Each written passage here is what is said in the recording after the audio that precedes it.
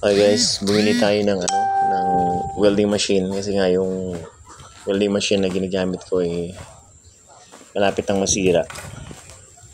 So, Predator yung dati kong welding. Yan yung buo pa rin ginagamit ko. Pero nag-order na ako ng panibago. Predator pa rin kasi medyo naganda na ako sa performance. At saka isa maliit.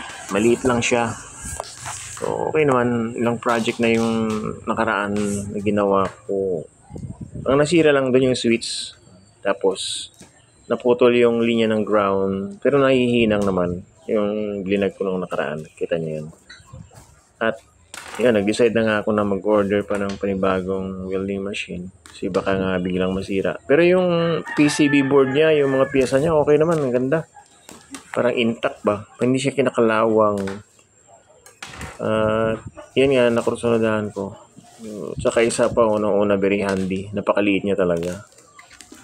At nakita ko, made in USA to Ang nakatatak dyan, kanyo guys, kaya ako in-order yan kasi may kasama siyang TIG welding.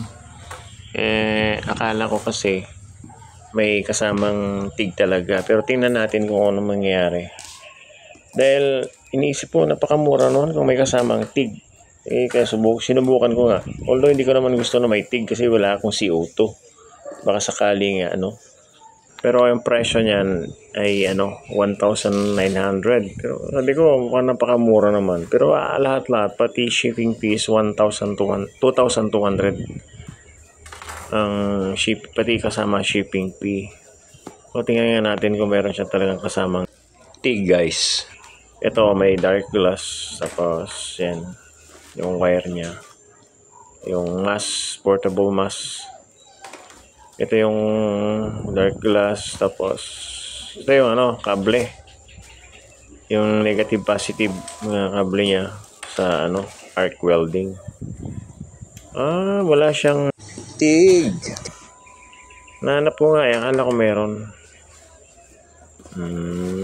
Siguro mas mahal yon yung mayroon siyang kasamang portable na 2-in-1 na TIG at saka arc welding. Baka mas mahal.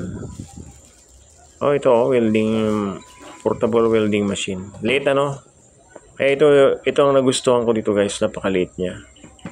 Dahil pag nagkatrabaho ka, madali mo lang ipwesto-pwesto to sabit-sabit Magaan siya.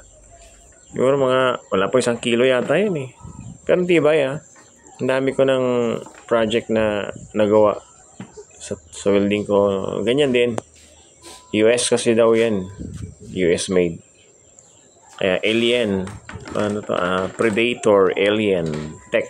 Yan. Walang kasamang TEG.